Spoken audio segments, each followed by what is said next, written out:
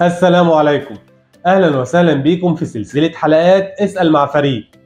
سؤال النهاردة من عميل باعت رسالة بيقول فيها: يا ريت تعرفوني إيه الأفضل لمطبخي، الشفاط البلت إن اللي مدخنة ولا المسطح؟ قبل ما نجاوب على السؤال هنقول لحضراتكم كم معلومة سريعة عن الشفاط البلت إن اللي بيتحط فوق البوتاجاز. الشفاط البلت إن سواء كان بمدخنة أو مسطح بتكون مقاساته ما بين عرض 90 وعمق 60، وده بيتحط فوق البوتاجاز 5 شعلة المقاس الكبير. أو عرض الشفاط بيكون 80 وعمق 60، وده بيتحط فوق البوتاجاز 5 شعلة المقاس الأصغر. أو عرض الشفاط بيكون 60 في عمق 60، وده بيتحط فوق البوتاجاز 4 شعلة. خامة الشفاط البلت إن سواء كان بمدخنة أو مسطح بتكون يا إما من الستانلس ستيل أو الزجاج أو الصاج المطلي.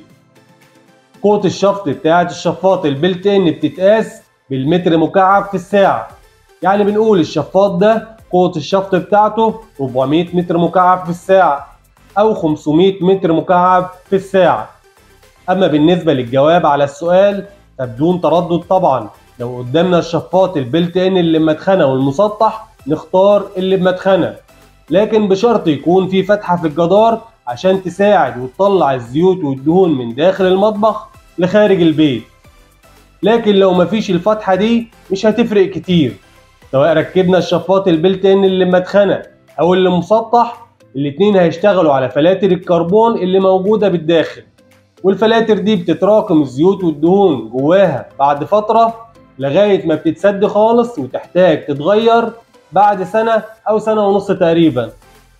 نتمنى نكون ضفنا لكم معلومة جديدة. السلام عليكم.